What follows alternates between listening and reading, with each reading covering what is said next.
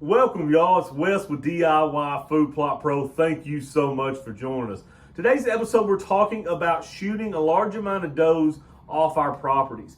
Is this something that we should be implementing as food plotters, as land managers, to help the bucks reach more of their full potential? All the research says yes, shoot more does. And their reasoning makes a lot of sense, right? They are telling you to shoot more does to lower the number of mouths that are feeding on that property, to lower social pressure on that property, less likely to have food plot failures from over browsing, and most importantly, the bucks will have larger racks because of all of those things that we just mentioned. This is something that I have real life examples for on my farms in Western Kentucky.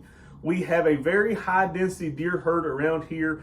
There have been multiple farms that have taken this approach, shooting piles and piles of does, lowering that number.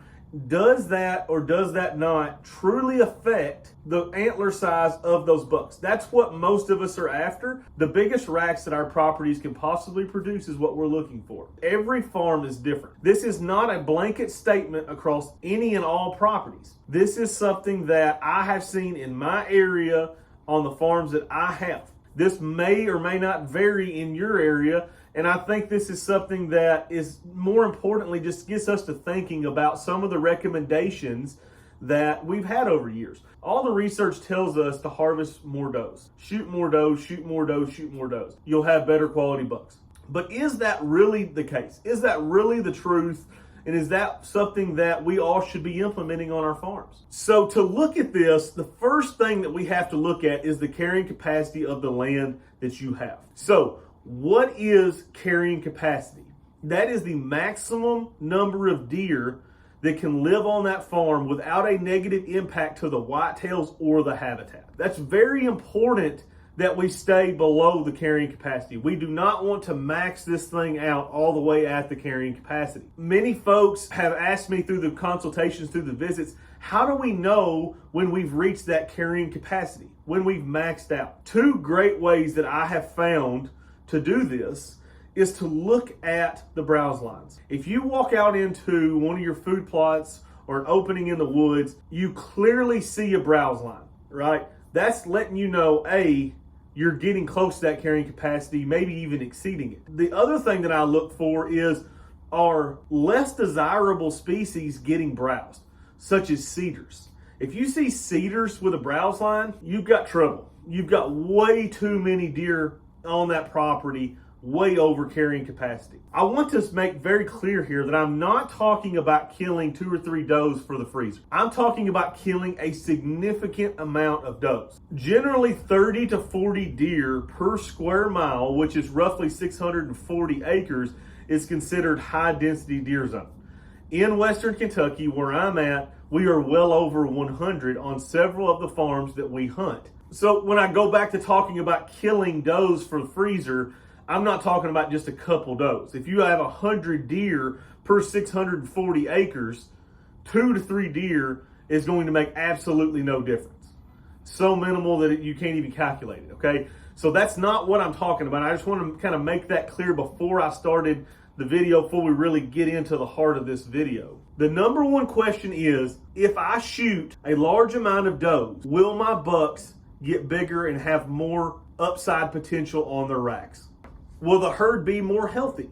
Will the hunting be easier and we're going to see more bucks chasing because there's fewer does around? That's a real question that a lot of us wonder and ask about is, if we had 100 does, we take that number down to 20, there's obviously a lot less does around. The bucks have to get out, they have to fight, they have to seek those does much more than on a high density farm where there's piles and piles and piles of them that come into heat. One thing that has to be taken into consideration when we're talking about doe numbers is how hard the farm hunts, right? Because if we have an excess number of does on the property, it can make the hunting extremely, extremely difficult to get into our stand locations.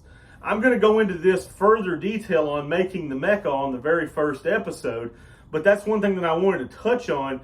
You have a surplus of does living on the property. Very, very, very difficult to access that property without bumping deer, without alerting the entire herd that you're in there. And it doesn't matter how much screening you put, doesn't matter where you put the food.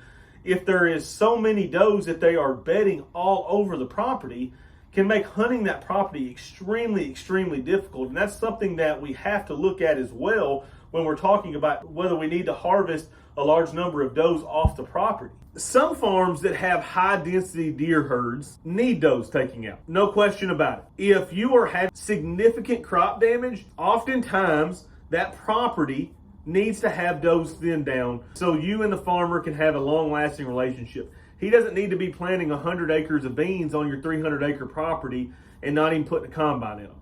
When you get into situations like that, you have too many. But on the flip side of that, we're all deer hunters and we want to see deer. We don't want to go out into our food plot or go out into our woods and hunt all day long and see 1 or 2 deer. Now, if it's the right deer, for sure. But as a general rule, we want to see more deer when we go out hunting. That's all us deer hunters. So if we can see deer throughout the entire hunt, we're content, we're happy with the hunt, we'll stay longer. If you sit daylight to dark in a spot and don't see a single deer, it's very, very difficult to want to go back in that same spot again the next day. We can flip this upside down and have way too few deer where we're not hardly seeing any deer on the properties. And so neither one of those is where we really want to be, that huge upside to where we're seeing 75 deer on every hunt, or we're not seeing hardly anything over 3 or 4 hunts. Now, generally speaking, agriculture farms are going to have a much higher carrying capacity than woodland acres. Now, that is a general statement. If you go out and you clear cut the entire wood, you have tons of food, forbs, woody browse for these whitetails. You can have an extreme amount of whitetails living on that property. That's not the case most of the properties across the United States, though. Most of them are big open timber that have very minimal food 9 to 10 months out of the year. Yes, you're going to have the acorns during those years the acorns drop, but otherwise very little food in mature timber. Let's get down to why you watch this video, the real life examples of should we shoot these does or should we not. So one of the farms that I have, we are required to shoot a large amount of does on every single year. The landowner is a farmer. He was having significant crop damage. So as part of the lease, we shoot does on the property. The first year that we got that lease, it was overrun with whitetails. Unbelievable the amount of whitetails that were living on this property. 50% woods, 50% ag. That first year that we hunted was phenomenal. We had some of the best luck that we've ever had on the property. We shot 2 or 3 really solid bucks. This one right here was one of them, 160-inch 9-pointer. We killed multiple other really good bucks off that property. And as the landowner requested, we killed the limit of does that he wanted killed on the property. Okay, fast forward. Had that 4 or 5 years now. What does that property look like now after having 3 or 4 consecutive years of harvesting large amounts of does on the property? The row crops are in much better shape. So we definitely did drop the carrying capacity on the farm, no question about it. Are we seeing the bucks express more upside potential on the property? No. On that particular property, we have not. We just don't see the numbers that we used to. There are still mature bucks on the property.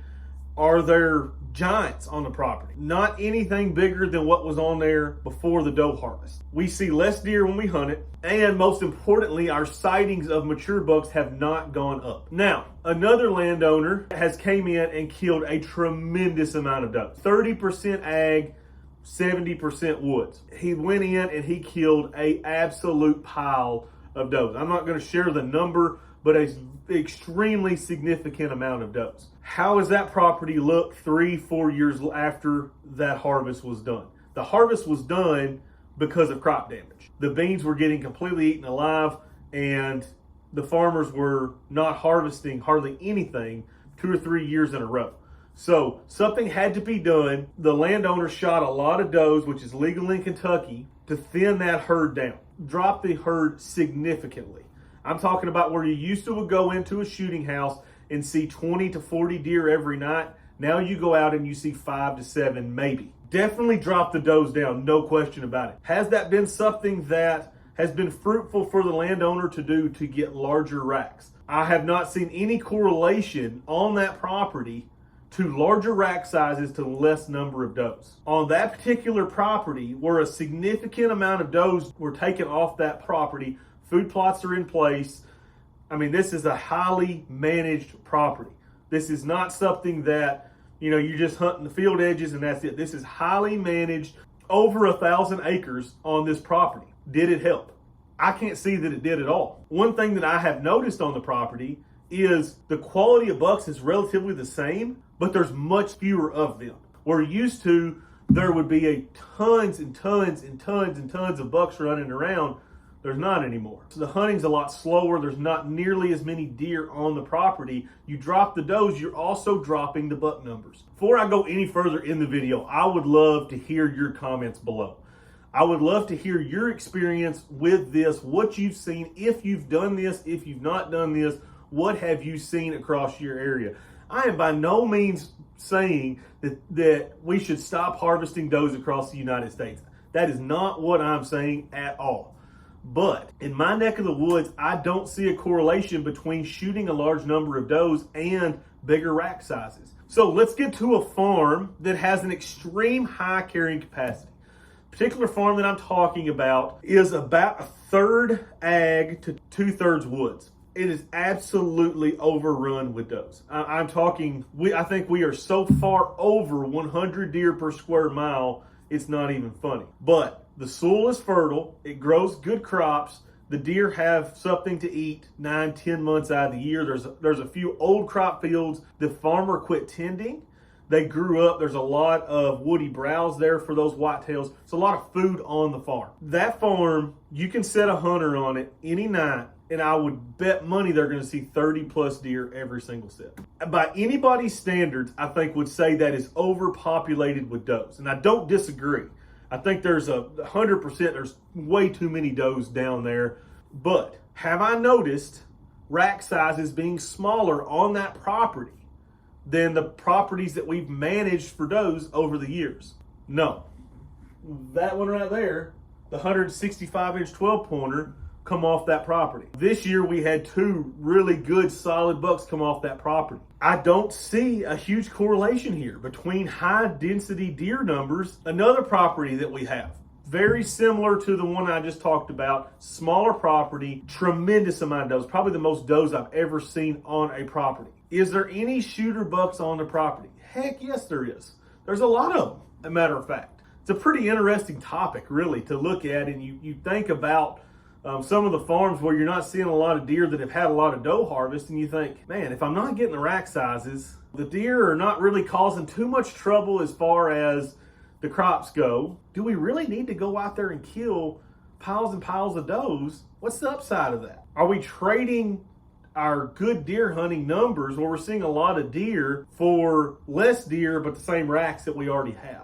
Okay, last example. There was a fellow around here that owned a tremendous amount of acres, north of 2,000 acres, and he was highly managing this property. I'm talking about standing corn, standing beans, alfalfa, clover, brassicas, you name the plot, he had it on these acreage. He kind of got the bug like a lot of us have.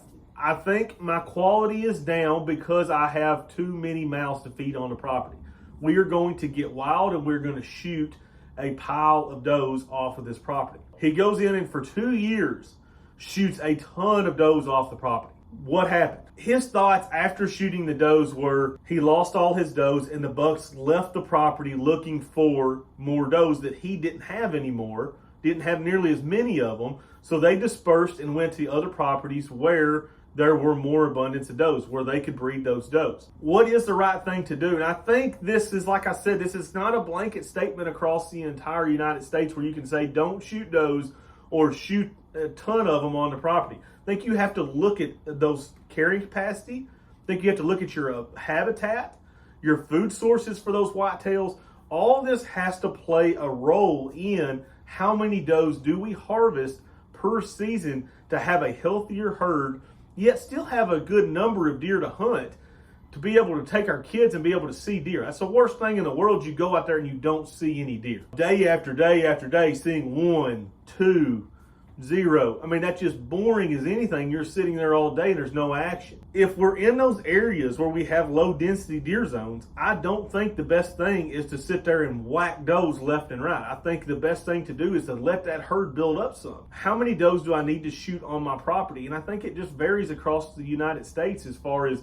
how many we need to kill and how many we need to keep on the property. So please drop down below. Let me know what you think on killing large amounts of does on your property. Is it something that's benefited you or somebody that is not?